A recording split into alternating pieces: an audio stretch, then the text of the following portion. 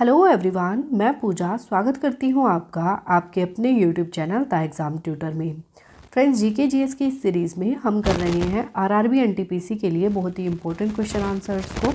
और इस सीरीज़ में ये हमारी 64th वीडियो है। इससे पहले 63 क्वेश्चन पेपर्स की वीडियोज़ मैं अपलोड कर चुकी हूँ, उनका लिंक आपको डिस्क्रिप्शन में मिल जाएगा। अगर आपने वो वीडियोज़ नहीं देखी हैं तो प्लेलिस्ट में जाकर देख सकते हैं। इन वीडियोज़ में आपको वही क्वेश्चंस मिलते हैं जो कि या तो प्रीवियस ईयर में एग्ज़ाम में पूछे जा चुके हैं या फिर जिनके पूछे जाने की पॉसिबिलिटीज़ काफ़ी ज़्यादा होती है। और इन क्वेश्चन से रिलेटेड जितनी भी एक्स्ट्रा इन्फॉर्मेशन होती है जो कि एग्ज़ाम के पॉइंट ऑफ व्यू से काफ़ी इंपॉर्टेंट होती है, उसको भी हम साथ साथ कवर करते जाते हैं।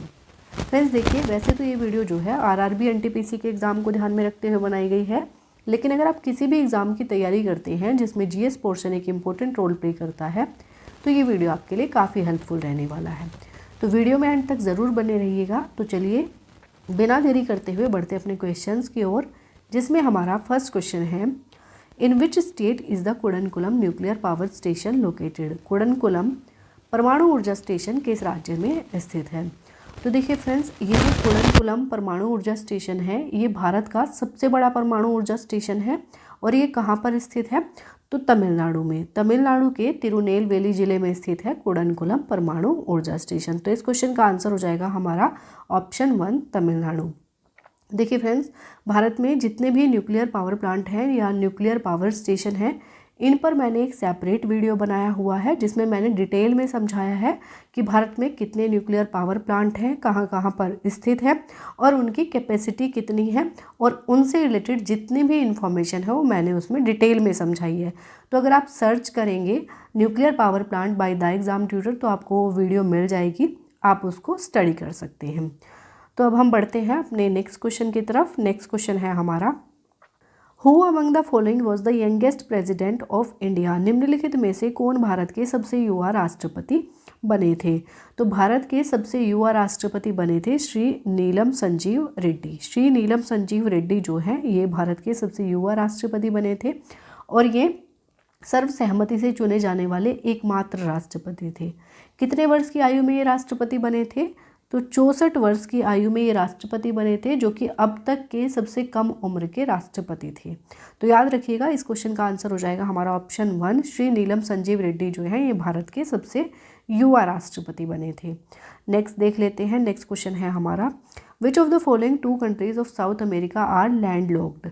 दक्षिण अमेरिका के निम्नलिखित 2 देशों में से कौन से देश भूमि से घिरे हुए हैं। तो भूमि से घिरे हुए देश या फिर लैंडलॉक्ड कंट्रीज़ कौन सी होती हैं, तो लैंडलॉक्ड कंट्रीज़ वो होती हैं जिन कंट्रीज़ का डायरेक्ट कनेक्शन सी के साथ नहीं होता है और ये चारों तरफ से भूमि से घिरी हुई होती हैं, उन्हें कहा जाता है लैंडलॉक्ड कंट्रीज़। दक्षिण अमेरिका के पूछा है तो दक्षिण अमेरिका के पैराग्वे और बोलीविया, पैराग्वे और बोलीविया जो है ये लैंडलॉक्ड कंट्रीज़ हैं, यानी कि चारों तरफ से भूमि से घिरे हुए हैं। दक्षिण अमेरिका का सबसे बड़ा देश कौन सा है, तो आंसर हो जाएगा ब्राज़ील। सबसे छोटा देश कौन सा है, तो सूरीनाम। सूरीनाम जो है ये सबसे छोटा है। ये क्वेश्चन एग्जाम में पूछे गए हैं, मैं प्रीवियस वीडियो में ये पढ़ा चुकी हूँ। प्रीवियस ईयर में आया हुआ क्वेश्चन है कि दक्षिण अमेरिका का सबसे बड़ा देश कौन सा है, तो याद रखिएगा ब्राज़ील, सबसे छोटा सूरीनाम। तो इस क्वेश्चन का आंसर हो जाएगा हमारा ऑप्शन 1। नेक्स्ट देख लेते हैं। नेक्स्ट क्वेश्चन है हमारा, where is the central potato research institute of India located. Bharat का केंद्रीय आलू अनुसंधान संस्थान कहाँ पर स्थित है। तो भारत का केंद्रीय आलू अनुसंधान संस्थान या सेंट्रल पोटैटो रिसर्च इंस्टीट्यूट, इसको CPRI याद रखिएगा, CPRI भी इसको कहा जाता है। तो ये कहाँ पर है, ये है हिमाचल प्रदेश शिमला में। हिमाचल प्रदेश शिमला में स्थित है भारत का केंद्रीय आलू अनुसंधान संस्थान। इसको पहले 1949 में जो है बिहार में स्थापित किया गया था, बिहार के पटना में जो है इसको स्थापित किया गया था। बाद में 1956 में जो है इसको शिमला में स्थानांतरित किया गया। तो याद रखिएगा ये कहाँ पर है, ये शिमला में है। नेक्स्ट देख लेते हैं। नेक्स्ट क्वेश्चन है हमारा, where is the headquarters of the international court of justice located. अंतर्राष्ट्रीय न्यायालय का मुख्यालय कहाँ पर स्थित है। तो अंतर्राष्ट्रीय न्यायालय का मुख्यालय ये स्थित है द हेग, यानी कि नीदरलैंड में। कहाँ पर, नीदरलैंड में स्थित है अंतर्राष्ट्रीय न्यायालय का मुख्यालय। नीदरलैंड की जो कैपिटल है ये है एम्स्टर्डम। करेंसी की बात की जाए तो यूरो, क्या यूरो। आंसर हो जाएगा ऑप्शन 3 द हेग, नीदरलैंड में स्थित है अंतर्राष्ट्रीय न्यायालय का मुख्यालय। नेक्स्ट क्वेश्चन की तरफ बढ़ते हैं। नेक्स्ट क्वेश्चन है हमारा who said freedom is my birth right and I shall have it. किसने कहा था स्वतंत्रता मेरा जन्मसिद्ध अधिकार है और मैं इसे लेकर रहूँगा। तो ये किसका कथन है, स्वतंत्रता मेरा जन्मसिद्ध अधिकार है और मैं इसे लेकर रहूँगा। तो ये कहा था बाल गंगाधर तिलक ने। बाल गंगाधर तिलक को लोकमान्य तिलक के नाम से भी जाना जाता है, लोकमान्य तिलक के नाम से भी जाना जाता है। और इन्होंने एक सोसाइटी की स्थापना की थी, डेक्कन एजुकेशन सोसाइटी। पूछा जाता है एग्जाम में कि डेक्कन एजुकेशन सोसाइटी की स्थापना किसके द्वारा की गई थी। तो आंसर हो जाएगा बाल गंगाधर तिलक। बाल गंगाधर तिलक के द्वारा 2 समाचार पत्रों का भी प्रकाशन किया गया था। शुरुआत की गई थी 2 समाचार पत्रों की। पहला है केसरी और दूसरा है महरत्ता। तो ये 2 समाचार पत्र हैं जो कि शुरू किए गए थे किसके द्वारा, बाल गंगाधर तिलक के द्वारा। आंसर हो जाएगा इस क्वेश्चन का हमारा ऑप्शन 3। नेक्स्ट देख लेते हैं। नेक्स्ट क्वेश्चन है हमारा which Indian state has the longest mainland coast line. किस भारतीय राज्य की मुख्य भूमि तटरेखा सबसे लंबी है। तो देखिए फ्रेंड्स, भारत के ऐसे कितने राज्य हैं जो कि समुद्र से लगते हैं। तो भारत के 9 राज्य जो हैं ये समुद्र से लगते हैं। कितने राज्य, 9 राज्य जो हैं समुद्र से लगते हैं। तो देख लेते हैं कौन से हैं। तो देखिए गुजरात, महाराष्ट्र, गोवा, कर्नाटका, केरला, तमिलनाडु, आंध्र प्रदेश, ओडिशा एंड वेस्ट बंगाल। ये जो 9 राज्य हैं भारत के, तो ये समुद्र से लगते हैं। और इनमें से गुजरात जो है ये सबसे लंबी तटरेखा बनाता है और जो गोवा है ये सबसे छोटी तटरेखा बनाता है। तो याद रखिएगा, ये दोनों क्वेश्चन एग्जाम में पूछे जाते हैं। तो इस क्वेश्चन का आंसर हो जाएगा हमारा ऑप्शन 3 गुजरात। नेक्स्ट देख लेते हैं। नेक्स्ट क्वेश्चन है हमारा where is the Sabarimala temple located. Sabarimala मंदिर कहाँ पर स्थित है। तो देखिए फ्रेंड्स, सबरीमाला मंदिर जो है ये स्थित है केरला में। कहाँ पर, केरला में स्थित है। और ये भगवान अयप्पा को डिवोटेड है। कौन सा, सबरीमाला मंदिर। आंसर हो जाएगा हमारा ऑप्शन 3 केरला।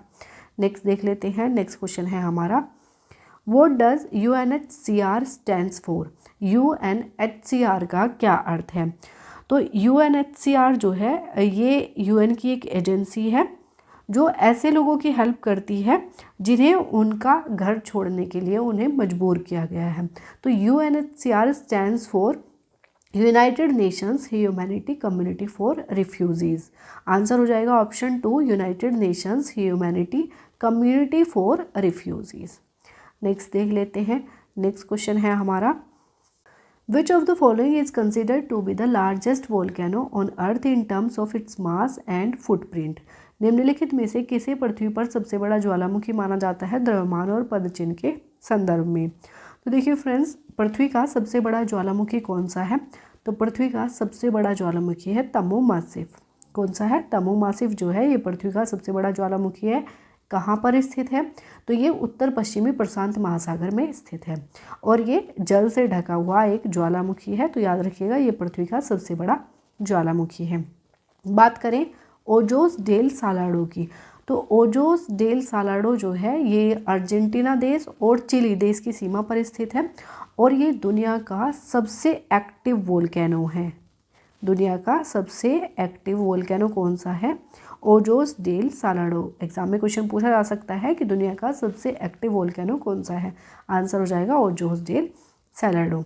बात करें माउंट वेसुवियस की, तो माउंट वेसुवियस कहाँ पर स्थित है, तो ये इटली के कैंपेनिया में स्थित है। कहाँ पर, इटली के कैंपेनिया में स्थित है माउंट वेसुवियस।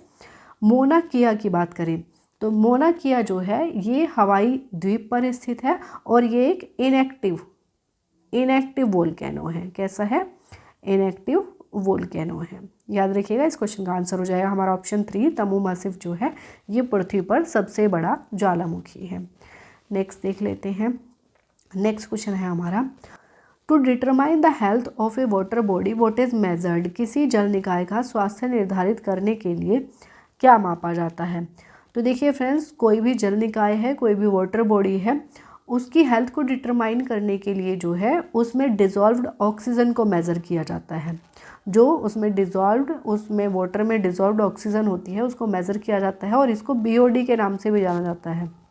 BOD यानी कि बायोलॉजिकल ऑक्सीजन डिमांड इसको कहा जाता है। और ये क्या डिटरमाइन करती है, किसी भी वाटर बॉडी की हेल्थ को डिटरमाइन करती है। आंसर हो जाएगा हमारा ऑप्शन 1। नेक्स्ट देख लेते हैं। नेक्स्ट क्वेश्चन है हमारा, which of the following gases is also known as a stranger gas, निम्नलिखित में से कौन सी गैस स्ट्रेंजर गैस के नाम से भी जानी जाती है। तो जीनोन जो है ये एक नोबल गैस है और इसको स्ट्रेंजर गैस के नाम से भी जाना जाता है। इसको स्ट्रेंजर गैस क्यों कहा जाता है, तो देखिए ग्रीक में जीनोन जो शब्द होता है, जीनोन शब्द का अर्थ ही स्ट्रेंज होता है, इसीलिए इस गैस को, जीनोन को स्ट्रेंजर गैस के नाम से जाना जाता है। इसकी खोज किसके द्वारा की गई थी, तो इसकी खोज विलियम रामसे और ट्रेवर्स ने की थी। और कब की थी, तो 1898 में जो है जीनोन की खोज की गई थी। तो याद रखिएगा, इस क्वेश्चन का आंसर हो जाएगा हमारा ऑप्शन 1। नेक्स्ट देख लेते हैं। नेक्स्ट क्वेश्चन है हमारा, जवाहर रोजगार योजना was started with effect from, Jawahar रोजगार योजना कब से शुरू की गई थी। तो जवाहर रोजगार योजना जो है ये 1 अप्रैल 1989 में शुरू की गई थी। कब, 1 अप्रैल 1989 में जो है जवाहर रोजगार योजना शुरू की गई थी।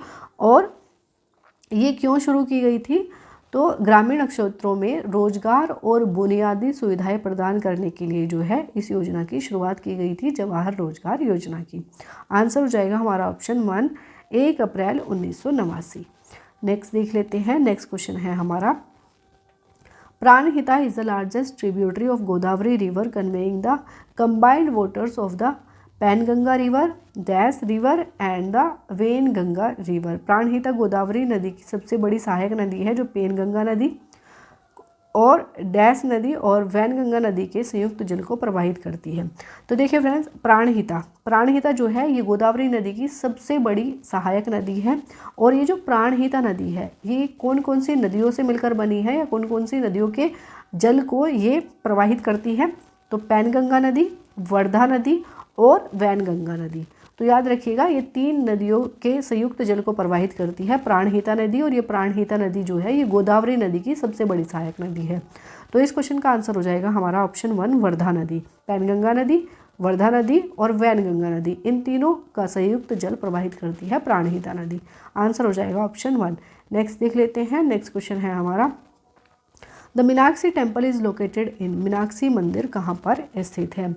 तो देखिए फ्रेंड्स, मीनाक्षी मंदिर जो है ये स्थित है तमिलनाडु में। कहाँ पर स्थित है, तमिलनाडु के मदुरै में स्थित है मीनाक्षी टेम्पल। और ये किसको समर्पित है, तो देवी मीनाक्षी यानी कि पार्वती और शिव को समर्पित है मीनाक्षी मंदिर। आंसर हो जाएगा हमारा ऑप्शन 1, तमिलनाडु।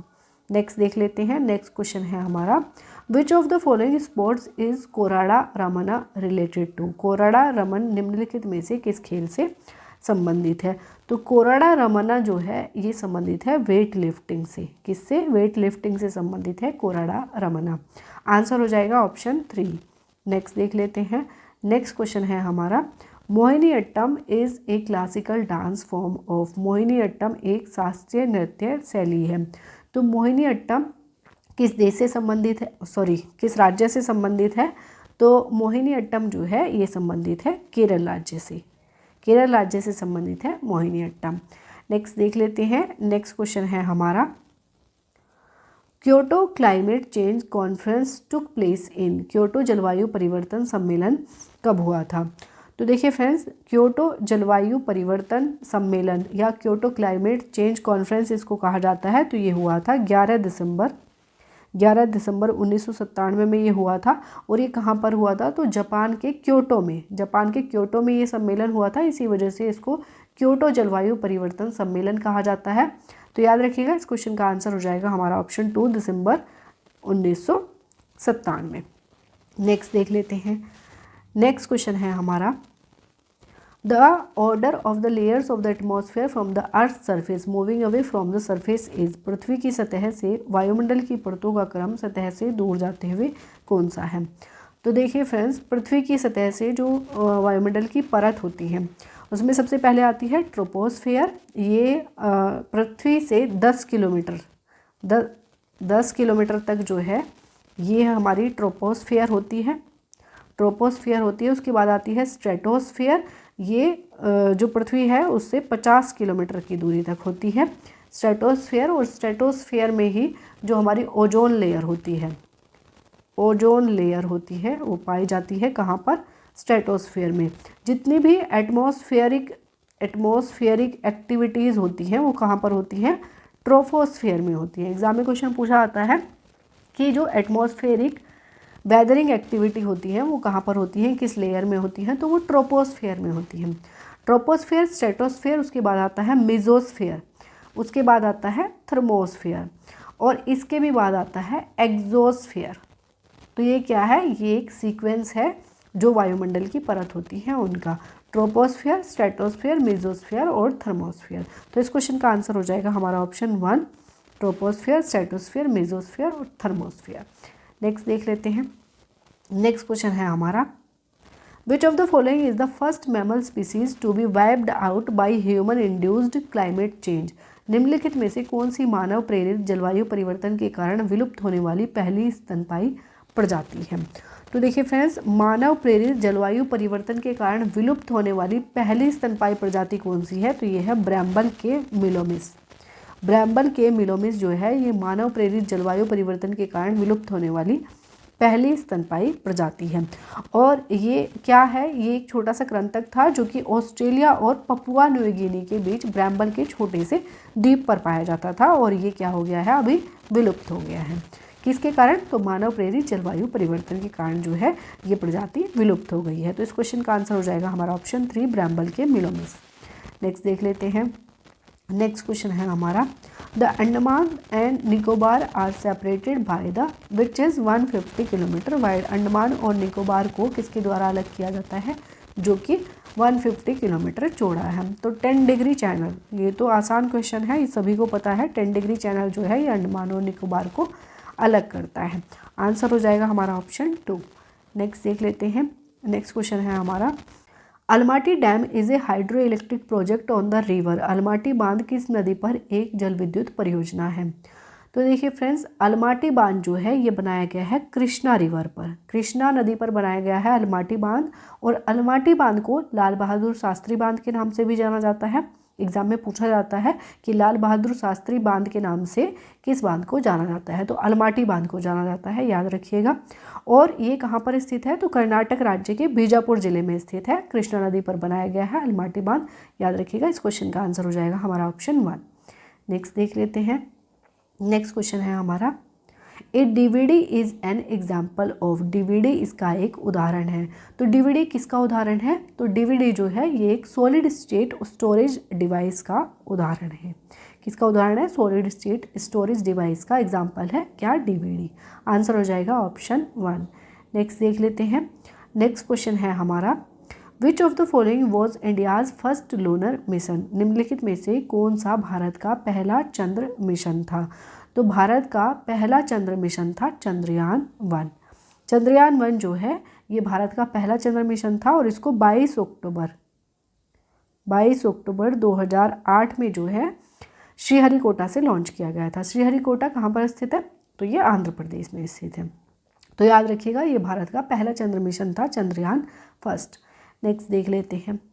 नेक्स्ट क्वेश्चन है हमारा, in which of the following states is the Losung festival annually held. निम्नलिखित में से किस राज्य में प्रतिवर्ष लोसुंग महोत्सव आयोजित किया जाता है? तो लोसुंग महोत्सव किस राज्य में सेलिब्रेट किया जाता है? तो ये सिक्किम राज्य का फेस्टिवल है लोसुंग महोत्सव। अब देखिए फ्रेंड्स, सिक्किम राज्य की बात आती है तो सिक्किम राज्य के कुछ और भी फेस्टिवल्स हैं जो कि एग्जाम में पूछे जाते हैं। तो देखिए सगा दवा इज़ मोस्ट इम्पॉर्टेंट, क्योंकि ये बार बार एग्जाम में पूछा जाता है कि सगा दवा फेस्टिवल किस राज्य से संबंधित है। तो आंसर हो जाएगा सिक्किम। नेक्स्ट है लबाब दोनचेन। लबाब धुनचेन जो है ये भी सिक्किम में मनाया जाता है। लोसर फेस्टिवल और तिहार फेस्टिवल जो है ये भी सिक्किम में मनाया जाता है। फांग जो है ये भी सिक्किम का फेस्टिवल है। और बामचू भी काफ़ी इम्पोर्टेंट है, ये भी कहाँ पर मनाया जाता है, ये भी सिक्किम में मनाया जाता है। तो ये कुछ सिक्किम के मोस्ट इम्पोर्टेंट फेस्टिवल्स हैं, इनको आप याद रखिएगा क्योंकि एग्ज़ाम में पूछ लिए जाते हैं। अब बढ़ते हैं नेक्स्ट क्वेश्चन की तरफ। तो नेक्स्ट जो है ये हमारा क्वेश्चन ऑफ द डे है। इस क्वेश्चन का आंसर आपको कमेंट बॉक्स में कमेंट करके देना है। तो देख लेते हैं इसमें कौन सा क्वेश्चन है। Where is the Sabarimala temple located? Sabarimala मंदिर कहाँ पर स्थित है? ऑप्शंस है महाराष्ट्र, उड़ीसा, केरला, आंध्र प्रदेश। तो इस क्वेश्चन का आंसर आपको कमेंट बॉक्स में कमेंट करके देना है। और आप मुझे कमेंट बॉक्स में कमेंट करके ये भी ज़रूर बताइएगा कि इन 25 क्वेश्चंस में से आपके कितने क्वेश्चन सही हुए हैं। मुझे आपके कमेंट्स का इंतज़ार रहेगा। तो अब हम इस वीडियो को यहीं पर समअप करते हैं। आई होप ये वीडियो आपको पसंद आई होगी और ये वीडियो आपको अच्छी लगती है, हेल्पफुल लगती है तो वीडियो को लाइक और चैनल को सब्सक्राइब जरूर कर दीजिएगा। मिलेंगे नेक्स्ट वीडियो में नए क्वेश्चंस के साथ। तब तक के लिए wish you all the best, take care and thank you.